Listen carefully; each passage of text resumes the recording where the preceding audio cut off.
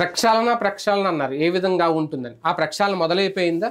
అదే నేపథ్యంలో revenge politics, గతంలో జగన్మోహన్ రెడ్డి గారు రివెంజ్ పాలిటిక్స్ చేశారు అనేది చాలాసార్లు ఆయన తీసుకున్న నిర్ణయాలను బట్టి డిసైడ్ అయ్యారు. ఇప్పుడు కూడా తెలుగుదేశం పార్టీ రావడంతో, అధికారంలోకి రావడంతో బాబు గారు ఆ రివెంజ్ పాలిటిక్స్ మొదలు పెట్టేశారా? ఏం జరగబోతోంది? 5 ఏళ్ల పాటు ముందే చూపించేస్తారా ప్రతీకార రాజకీయం ఎలా ఉండబోతోంది అనేది ఇదే అంశం మీద చర్చించే ప్రయత్నం చేద్దాం. సరే, ఐఏఎస్ అధికారుల బదిలీలో, లేదంటే నేను మొన్న ఆయన బాబు గారు చెప్పినట్టు ఇక్కడి నుంచే ప్రక్షాళన స్టార్ట్ చేస్తారంటూ ఈవో ధర్మారెడ్డిని ఇమీడియట్గా మార్చేయడం, ఇది రివెంజ్ పాలిటిక్సా లేదంటే ఆయన అనుకున్న ప్రక్షాళన ఎలా చూడాలి? ఇక్కడ పత్రికలు వాడే భాషలోనే విచిత్రం ఉంటుంది.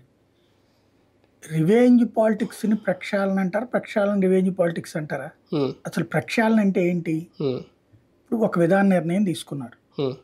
ఫర్ ఎగ్జాంపుల్ సంక్షేమ పథకాలకు సంబంధించి ఒక విధానం తీసుకున్నారు. అందులో అనర్హులు బోల్డ్ అంతమంది ఉన్నారు. అంటే ఇప్పుడు 1,47,00,000 రేషన్ కార్డులు ఉన్నాయి. ఒరిజినల్గా అసలు ఉండాల్సిందని 30 లక్షలు లేదా 85 లక్షల కేంద్ర లెక్క. 85 లక్షల మందికి కానీ మిగతా వాళ్ళందరూ అనర్హులే యాజ్ ఫర్ సెన్సెస్, కేంద్ర ప్రభుత్వ లెక్కల ప్రకారం 60 లక్షల మంది అనర్హులు. అయ్యి ఆపేస్తే దాన్ని ప్రక్షాళన అంటారు. ఆ వ్యవస్థని మార్చి సంక్షేమ పథకాల్ని ఇలాగ 60 లక్షల మంది అధికంగా వాడేసుకుంటున్నారు కాబట్టి అర్హత లేకుండా వాళ్ళని ఆపేసాం అంటే దాన్ని ప్రక్షాళన అంటారు. లేదా ఒక దాన్ని ఏమంటారు, ఇప్పుడు ఆటో వాళ్ళకి డబ్బులు ఎంత ఇస్తున్నారు, దాని మీద ఒక డిపార్ట్మెంట్ పనిచేస్తుంది, ఆర్టీఏ శాఖ అన్నట్టు. వాళ్ళు పక్కన డబ్బులు వసూలు చేస్తున్నారు. అంటే ఆర్టీఏ వాళ్ళు లేకపోతే పోలీసులు చేస్తున్నారు. దాన్ని రద్దు చేస్తూ, అంటే అసలు పెనాల్టీ వేయకూడదు రాష్ట్రంలో ఎవరి మీద, ఆటో డ్రైవర్ల మీద, ఇది అంటే అది ప్రక్షాళన అవుతుంది. నా భాషలో, డిజిటల్ భాషలో నేను చెప్తాను, రీసెట్ బటన్. నా దృష్టిలో అయితే ప్రక్షాళన అంటే ఈ వ్యవస్థని ఇంకా మనం ఏమీ చేయలేం, పీక్ లెవెల్కి వెళ్ళిపోయింది, దరిద్రం అయిపోయింది, దీన్ని ఇమీడియట్గా రీసెట్ కొట్టేసి మళ్ళీ కొత్త సాఫ్ట్వేర్ ఇన్స్టాల్ చేయడం. నాకు అర్థమైంది అదే జరుగుతుందా నేను అడిగేది. అప్పుడు దాన్ని ప్రక్షాళన అనకూడదు కదా. రీసెట్ అంటే మనం మొదటి నుంచి పని చేస్తాం. మళ్ళీ ఇప్పుడు ఏ ప్రభుత్వం వచ్చినా అంతేగా చేసేది. ఇప్పుడు జగన్ వచ్చినప్పుడు అంతకు ముందు ఉన్నటువంటి చంద్రబాబు నాయుడుతో ఉన్నటువంటి అధికారులు పక్కన పెడతారు. మొదట్లో తనకి కొత్త పరిపాలన కాబట్టి, తన అధికారులు ఎవరు లేరు కాబట్టి, అంతకుముందు పరిపాలించలేదు కాబట్టి చంద్రబాబు గారి టైంలో ఉన్నటువంటి అధికారులు ఆయనకి దగ్గరలో ఉన్నారు. అలాగా వచ్చినటువంటి వాళ్ళతోనే పని చేయించుకున్నారు. ఇప్పుడు ఈయన చేసిన ప్రక్షాళన గురించే మాట్లాడుకుందాం. తిరుమలలో ధర్మారెడ్డి ఎప్పటి నుంచి ఆయన మారుస్తా అన్నారు, కంటిన్యూ చేసుకుంటూ వచ్చారు. ఓకే, అది జగన్ గారి అనుగ్రహం. ఇంకొకటి, ఆయన వచ్చిన తర్వాత ఆ వ్యవస్థలో చాలా మార్పులు తెచ్చారు. అది మంచో చెడో తర్వాత సంగతి. కానీ ఇప్పుడు అవన్నీ మార్చాలంటే ఈవోన్ ధర్మారెడ్డిని మార్చేయాలి, కొత్త వ్యక్తిని తీసుకురావాలి. మార్చేశారు ఇమీడియట్గా. అదేనా నేను అనేది? ఉద్యోగిని మార్చడం ప్రక్షాళన అవ్వదని చెప్తున్నా నేను. ప్రక్షాళన అనే పదానికి అర్థం ఏంటి అంటే వ్యవస్థను మార్చడం, వ్యవస్థలో మార్పులు తీసుకురావడం. ఇప్పుడు ఈవోని మారిస్తే ప్రక్షాళన అవ్వదు. ఇప్పుడు అధికారి మళ్ళీ ఇంకొక ఈవో వస్తారు, అప్పుడు ప్రక్షాళన ఏముంది? అంటే వీళ్ళ ఈవో వ్యవస్థనే అప్పుడు ఇంకేముంది, అధికారిని మార్చారు అంతే. తన ప్రభుత్వ పాలసీని అమలు చేస్తున్నారు. ఇప్పుడు ప్రక్షాళన అంటే ఏంటంటే అందులో ఇప్పుడు చెప్పినటువంటి ఈ 10,000 రూపాయల సిస్టమ్ ఉంది కదా, దాని L1 కూడా కాదు అది. అసలు కంప్లీట్ గా ఒరిజినల్ గా చెప్పాలంటే ధర్మారెడ్డి మీదన వైఎస్ఆర్ కాంగ్రెస్ పార్టీ ప్రజాప్రతినిధులుగా తీవ్ర కోపం ఉంది. వాళ్ళని అసలు మనుషులుగా చూడలేదు అతను. వాళ్ళకి ఎవ్వరికి తిరుపతి దేవస్థానంలో సహకారం లేదు. ఎవరో 4-5 పేరు చెప్పేటట్టుకునేటువంటి వాళ్ళు తప్పించి ఎవ్వడికి లేదు. వాస్తవంగా L1 అంటే స్వయంగా ఎమ్మెల్యే, ఎంపీ, మంత్రి వీళ్ళు వెళ్ళినప్పుడు దగ్గరుండి ఆశీర్వచనం అది ఇప్పించేటటువంటి కార్యక్రమం. బ్రేక్ దర్శనంలో అక్కడ దర్శనం చేయించి హారతి ఇచ్చి తీర్థం ఇచ్చి స్వామివారికి వింజామరలు వీచేటటువంటి అవకాశం కూడా కల్పిస్తారు. అది L1 బ్రేక్ అంటే. అది అసలు ఎవరికి ఇచ్చారు? అలాగే L2 బ్రేక్ అంటే హారతి ఇస్తారు ప్రతి 20 మంది 40 మంది నుంచోబెట్టి, అది ఎత్తేసారు. లేవు, మొత్తం ఉట్టి బ్రేకు, అది కూడా అలా నడుచుకుంటూ రావడం అంతే. అసలు ఇంకా వాళ్ళకి ఏం వాల్యూ ఉంది? ఇదివరకు ఉండే వాల్యూ వాళ్ళకి పోయింది కదా. ధర్మారెడ్డి చేసిన మార్పే. అదే సందర్భంలో అక్కడ కేటాయింపుల దగ్గర నుంచి ప్రతిదీ ఇసుగే. ఆయన ఎప్పుడున్నా సరే ఏక వ్యక్తి పెత్తనం చెలాయిస్తాడు గుడి మీద. దానికి ఏమని చెప్పాడు? భక్తులకి దర్శనం సక్రమంగా అందేటందుకోసం అన్నాడు. ఏమన్నా పోనీ క్యూ లైన్ లాగినాయా? తగ్గినాయా? మానేశారా? ఇంకా పెరిగినాయి. పైగా ఆ క్యూ లైన్లలో ఫుడ్ సరిగ్గా అందించలేదని ఇంకా వివాదాలు. అంతకుముందు క్యూ లైన్లో ఉండేటటువంటి ఈవోలు చూడాల్సిన పని భక్తులకి అసౌకర్యం కలగకుండా భోజనాలు, వసతి ఇవి ఏర్పాటు చేయడం. వాటిట్లో విఫలమయ్యాడు ఆయన. టైమింగ్ కూడా మార్చాడు ఆయన. ముందు బ్రేక్ అంటే 6 గంటలకు స్టార్ట్ అయిపోయింది ఉద్దేశమే అని చెప్తాడు. ఏంది రాత్రి అంతా క్యూ లైన్ లోనే ఉంటారు కదా, వాళ్ళు పొద్దున్నే బ్రేక్ అంటే ముందే దర్శనం చేసుకుని వెళ్ళిపోతారు, బ్రేక్ వల్ల జనాలు ఇబ్బంది పడుతున్నారు అన్నట్టు. ఉద్దేశం మంచిదే కావచ్చు, అందులో నేను దాన్ని తప్పు పట్టను. కానీ సమస్య ఏంటంటే ఆ విఐపి విధానంలో సక్రమం పాటించాల. రెండోది అతను తీసుకొచ్చింది ప్రజలకు ఉపయోగపడాల. ప్రజలెవరు మేము సాటిస్ఫైడ్ అనలా, విఐపీలు సాటిస్ఫై కాల. ఇప్పుడు మీకు ప్రభుత్వ ఉద్యోగుల అన్సాటిస్ఫాక్షన్ జగన్ ప్రభుత్వాన్ని దెబ్బతీస్తే, విఐపీల అన్సాటిస్ఫాక్షన్ ఇప్పుడు ధర్మారెడ్డిని దెబ్బతీసి, పోనీ భక్తులు ఎవరన్నా సంతృప్తి పడి అయ్యో ధర్మారెడ్డిని తీసేటువంటి మా కోసం మంచి చేసాడని ఎవరన్నా అన్నారా? లేదు. అంటే సంబంధం లేని మనం ఏదో చేద్దాం అనుకుంటే ఏదో జరుగుతుంది. అన్నిటికంటే అతను చేసిన ఒక పెద్ద తప్పు ఉంది, ప్రక్షాళన ఆ పాయింట్ మీద జరగాలి. మనం గతంలో డిబేట్ చేసినప్పుడు మనకి ఫోన్లు చేసి కూడా మాట్లాడారు. ఏంటది? తిరుపతికి తిరుమల డబ్బులు తీసుకెళ్లి ఖర్చు పెట్టాం. ఇది దుర్మార్గమైన పని. టీటీడీ డబ్బులతో తిరుమల కార్పొరేషన్కి ఖర్చు పెట్టడం, అదేమంటే తిరుపతి మీదనే ప్రెషర్ అంతా భక్తులది అంటారు. మరి ఆ భక్తులు కొనుక్కుని తింటే వచ్చే డబ్బుల్లో నుంచి వచ్చే పన్నే కదా అక్కడ. తిరుపతి ఉపాధి అవకాశాలన్నీ తిరుమల మీదనే కదా. మరి అట్లాంటప్పుడు అక్కడ పన్నులు వసూలు చేసుకోవడం మానేసి తిరుమల డబ్బులు తీసుకొచ్చి దీని మీద ఖర్చు పెట్టించడం ఏంటి? అక్కడ మున్సిపాలిటీలో ఇటు అభినయ్ రెడ్డి ఉంటాం, వాళ్ళ నాన్న అటు చైర్మన్ గా ఉండటంతో వేల కోట్ల రూపాయలతో రోడ్లు వేయడము, ఏది శానిటేషన్ కూడా తిరుపతి కట్టాలట, తిరుమల కట్టాలి. అది ఎక్కడ దుర్మార్గం? అవన్నీ మాకు పడుతున్నాయి కదా వీళ్ళ మీద. అంటే నువ్వు షాపుల దగ్గర వసూలు చేయాలి కదా డబ్బులు. షాపులోళ్ళు, హోటల్ వాళ్ళు, వీళ్ళందరి దగ్గర వసూలు చేయాలి. ఎందుకు? వాళ్ళది కదా, వాళ్ళు అమ్ముకుంటేనే కదా అక్కడ వస్తున్నది. వాళ్ళు గనక డబ్బులు వసూలు చేస్తే ఓట్లు పోతాయి. అందుకని తమ రాజకీయ అవసరాల కోసం తమ వసూలు చేయాలి. ఇప్పుడు ఇది ఉంది కదా చెత్త పన్ను, వాళ్ళ దగ్గర కదా వసూలు చేయాల్సింది. అంతే. ఎన్ని వేల మంది అక్కడ వ్యాపారస్తులు ఆధారపడి ఉంటారు రోడ్ల మీద, టీఎంఏ వాళ్ళ దగ్గర నుంచి వాళ్ళందరూ. మీరందరూ 50 రూపాయలు కట్టాలరా అంటే కట్టనంటారా? అట్లాగే ఎత్తుకెళ్లే సిస్టమ్ పెట్టుకో నువ్వు. అవన్నీ చేయకపోగా ఈ డబ్బులు అక్కడ శానిటరీ అంతా వీళ్ళేనంట, టీటీడీ డబ్బులు అంట, రోడ్లు టీటీడీ డబ్బులు అంట. రోడ్డు ఒక ఆస్పెక్ట్ వరకు ఒప్పుకోవచ్చు, ఏది ఆ మెయిన్ రోడ్డు నుంచి అన్నట్టు. అంటే కింద నుంచి అలిపిరి వెళ్ళే రోడ్డు ఏదన్నా ఇబ్బంది ఉంటే అంతవరకు ఓకే. కానీ మొత్తం తిరుపతిలో రోడ్లన్నీ టీటీడీ ఖాతాలో జమ అయ్యింది. ఓ రకంగా చెప్పాలంటే తిరుమల డబ్బులతో తిరుపతి కార్పొరేషన్ నడిపే ప్రయత్నం చేశారు. దీనికి ఓ లెక్కాపత్రం కూడా ఉండదు. ఎందుకని? తిరుమల దానికి ఆ కాగ్గాడిట్ ఉండదు. వీళ్ళు ఏం సంతకం పెడితే అది 1000 రూపాయల పని 25,000 అన్నా 1,00,000 అన్నా సరే ఓకేనే, బిల్లు రాసి ఇచ్చేస్తే అయిపోతుంది. ఇది దుర్మార్గమైన దోపిడీ. దాని మీద అసలు విచారణ జరగాలి. ఎట్లా అన్నటువంటి ఎంత ఖర్చు పెట్టారు టీటీడీ డబ్బులు, ఆ డబ్బులతో ఏమేం పనులు చేశారు, అసలు ఎంత ఖర్చు అవుతుంది, అది టెండర్లు పిలిచారా పిలవలేదా, నామినేషన్ బేసిస్ మీద ఇచ్చారా, ఇది విచారణ జరగాలి అసలు. అది ప్రక్షాళన అంటే. అధికారిని మార్చడం కాదు, అది ప్రక్షాళన అంటే. ఇప్పుడు చేస్తారేమో అవన్నీ. జగన్మోహన్ రెడ్డి గారు అధికారంలో ఉన్నప్పుడు ఆధ్యాత్మిక కేంద్రాలు లైట్ తీసుకున్నారు, పెద్దగా పట్టించుకోలేదు అనేది కూడా అందులో భాగంగానే తిరుమలలో ఈయన్ని ధర్మారెడ్డి ఇన్ని రోజులు కొనసాగించారు అని. మీకు నాకు అర్థమైంది ఏంటంటే జగన్ లాంగ్వేజ్ కానీ వీళ్ళది, తనకి హిందుత్వ అంశాల మీద అవగాహన ఉండదు ఫస్ట్ బేసిక్. తను క్రిస్టియన్ కావడం తన ఉద్దేశం హిందువులను అవమానపరచాలనో హిందువులు ఇబ్బంది పడాలన్నో కాదు, తెలియక. ఇది ఎవరో చెప్తారు. ఇప్పుడు ధర్మారెడ్డి సుదీర్ఘకాలం ఎక్స్పీరియన్స్ ఉందని కొండ మీద, ప్లస్ జగన్కి సన్నిహితం.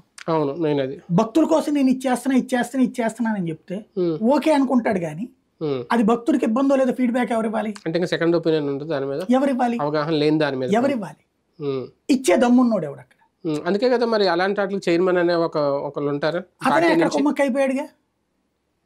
ఇంతకుముందు సుబ్బారెడ్డి గారు చైర్మన్ కి వీళ్ళకి విభేదాలు వస్తే అప్పుడు లెక్క.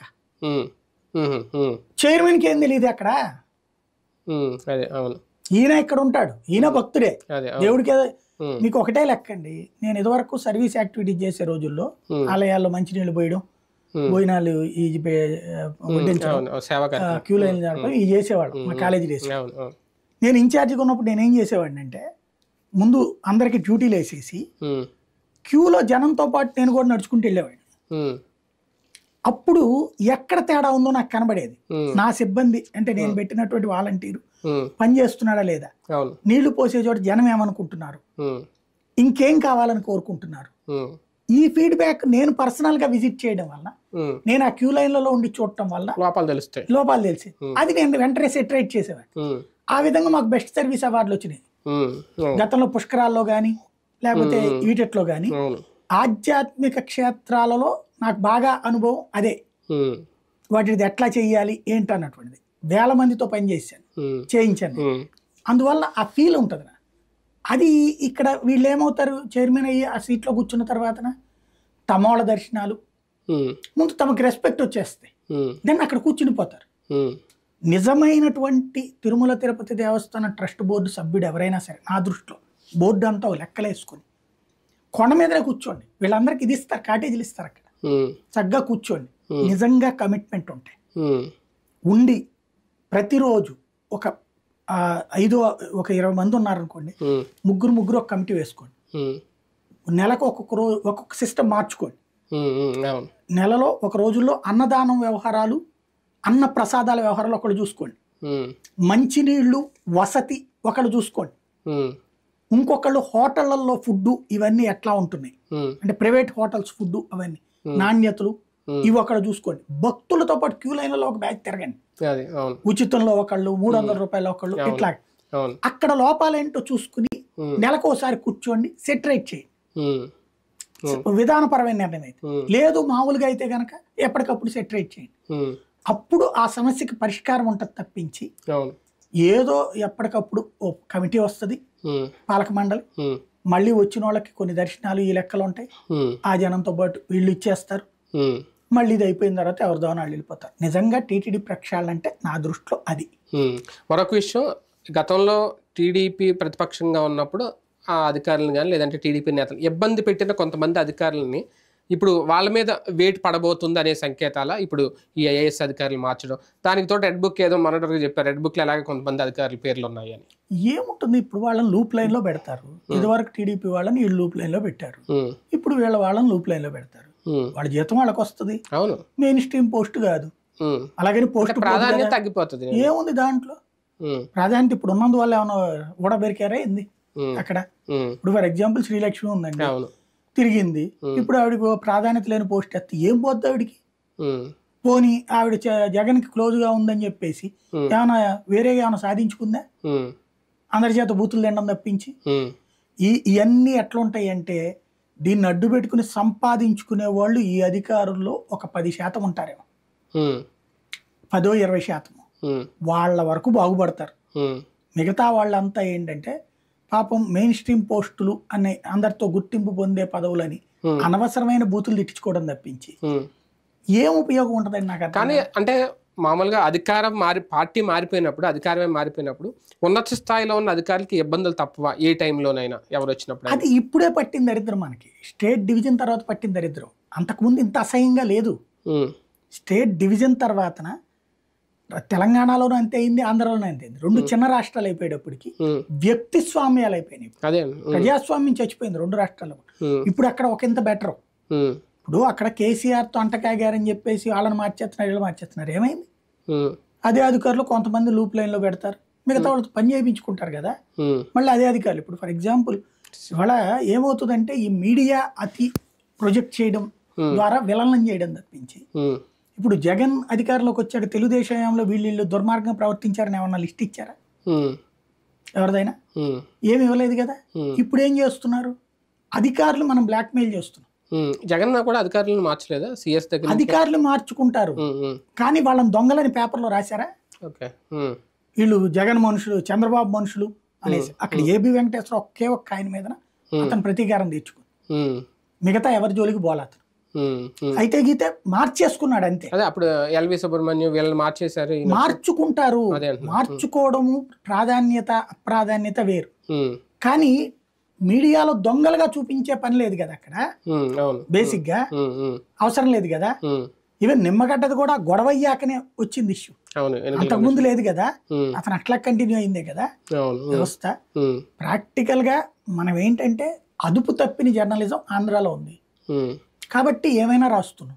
అంటే పార్టీలు కూడా నేను అనేది పార్టీలు ఇప్పుడు వీళ్ళు రెచ్చగొడుతున్నారు. ఇప్పుడు వాళ్ళు కూడా అప్పుడు ద్వివేదిని మార్చలేదా వీళ్ళు, ఆయన నిమ్మగడ్డని మారిస్తే అప్పుడు ఎన్నికల కమిషన్ ద్వివేదిని మార్చింది కేంద్ర ఎన్నికల సంఘం. అంటే ఆయన రాజశేఖర రెడ్డి నిమ్మగడ్డని ఎన్నికల సంఘం మార్చలా, ఎందుకని ఆయన ఎన్నికల కమిషనర్, అది రాష్ట్ర ఎన్నికల కమిషనర్, మార్చలేదు అక్కడ. ద్వివేదిని మార్చింది ఇప్పుడు మొన్న మీనాన్ని మార్చమని వీళ్ళు అడగల కాబట్టి జరగల, అప్పుడు ద్వివేదిని మార్చమన్నారు, అప్పుడు ఉన్నటువంటి ఎన్నికల కమిషనర్ మార్చి ద్వివేదిని పెట్టారు. అంటే స్థానిక ఎన్నికలకే ఉన్నారు కదా కాబట్టి మార్చక్కర్లేదు, అదే పెద్ద పట్టించుకోలేదు. రెడ్ బుక్ రివెంజ్ పాలిటిక్స్ ఇప్పుడు ప్రతిపక్షంలో ఉన్న వైసీపీని భయపెడతాయి 5 ఏళ్ళు ఇంతేనా? ఇప్పుడు ఖచ్చితంగా రోజు పేపర్లలో ఈ 5 ఏళ్ళు ఇంతకు ముందు కరప్షన్ గురించి ఉంది, ఇప్పుడు ఉంటుంది.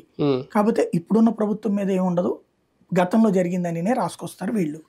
సాక్షి వాళ్ళు ఇప్పుడున్నటువంటి దాంట్లో అవినీతి అక్కడ జరిగింది ఇక్కడ జరిగిందని వీళ్ళు రాసుకొస్తారు. పత్రికల్ని పక్కన పెట్టేయండి, ప్రాక్టికల్ గా ఒకటి జరుగుతుంది. ఎవరెవరు అయితే వీళ్ళు వార్నింగ్లు ఇచ్చినా కూడా వినలేదు ఎట్టంటారు? కరవమంటే కప్ప కోపం, ఎడవమంటే పాము కోపం, అంతే కదా. నా దృష్టిలో అధికారిని రివెంజ్ అంటే వాళ్ళకి ముందు ఒక పొజిషన్ నువ్వు అక్కడ నిష్పాక్షికంగా పనిచేయమని చెప్పు, అప్పుడు చెయ్యకపోతే నువ్వు అడుగు. ఆ నిష్పాక్షికత అధికారం నువ్వు ఇవ్వాలి.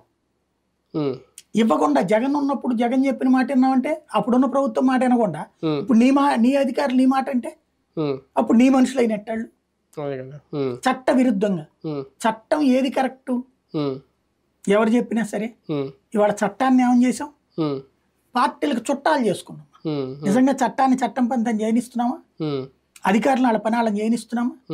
చేయనించినప్పుడు ఇంకా నీతి ఎక్కడ ఉంది? కానీ ఇప్పుడు ఈ రివెంజ్ పాలిటిక్స్ అనే పదం ఎందుకు అప్పుడే వచ్చేసిందంటే సోషల్ మీడియాలో మొన్న ఎన్నికలకు ముందు రెడ్ బుక్ తీసుకుని నారా లోకేష్ ఇందులో అందరి పేర్లు ఉన్నాయని ఓపెన్గా చెప్పడం, ఇప్పుడు హోంమంత్రిగా ఉన్న అనిత కూడా 2-3 సార్లు నేను హోంమంత్రిని అయితే నేనేంటో చూపిస్తాను అని చెప్పడం, ఆవిడ హోంమంత్రి అయిపోయింది.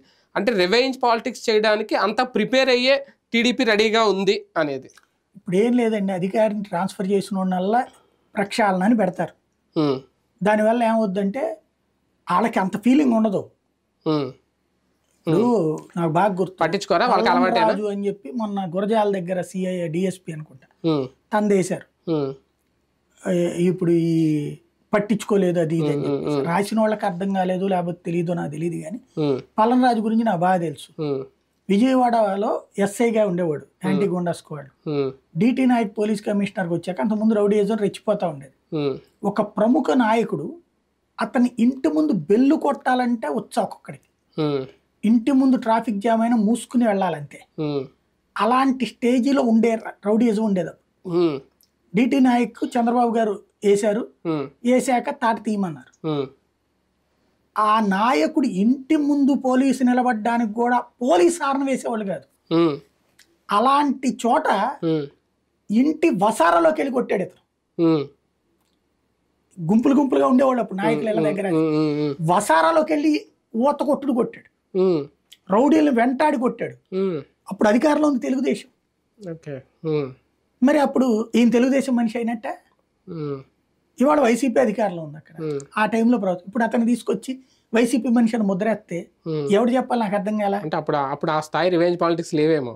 అదే అంటే మీడియా ఉత్సాహము, పరిపక్వత లేనటువంటి జర్నలిజము. రెండవది పరిపక్వత లేని రాజకీయం.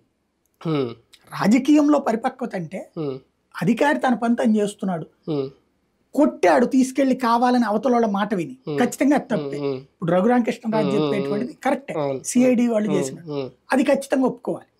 సిఐడి వాళ్ళు చేసినటువంటి దాంట్లో రివెంజ్ పాలిటిక్స్ చేశారు, వాళ్ళ మీద యాక్షన్ తీసుకోవాలి, తప్పనని నేను, అందులో తప్పలేదు. కానీ మామూలు పోలీస్ అధికారులు వీళ్ళందరినీ ఆ రూట్ లో కట్టడం తప్పు అంటున్నా. అదే కాకపోతే అదే రివెంజ్ లాగా వాళ్ళు చూడరేమో అధికారులు. రేపొద్దున ఏమవుతుందంటే ఈ అధికారులు రేపొద్దున ఫిక్స్ అయిపోతారు అవతల. అంటే మనం ఒక సెక్షన్ ని జగన్కి ఇచ్చేస్తున్నాం ఫ్రీగా అనవసరంగా. కానీ ఆ మచ్చ ఇప్పుడు అప్పుడు ఆయన మీద పడింది, ఇప్పుడు బాబు గారి మీద పడింది. అప్పుడు ఏమవుతుంది, ఇప్పుడు బాబు గారి అధికారులు అని చెప్పేసి వీళ్ళందరినీ రేపొద్దున వాళ్ళు పక్కన పెడతారు. అదే ప్రయోజనం ఏంటి? ఇప్పుడు నేను అనేది ఏంటంటే, ఇప్పుడు ఇదే ఏబి వెంకటేశ్వరరావు గారు పోలీస్ కమిషనర్ గా చేసింది విజయవాడకి చంద్రబాబు గారు వెళ్ళిపోయాక. రాజశేఖర్ రెడ్డి టైంలో అద్భుతంగా పనిచేసి పెట్టాడు ఆయన. అవును. అప్పుడు పెద్ద పెద్ద రౌడీలను అరెస్ట్ చేసి బొక్కలో దోశాడు.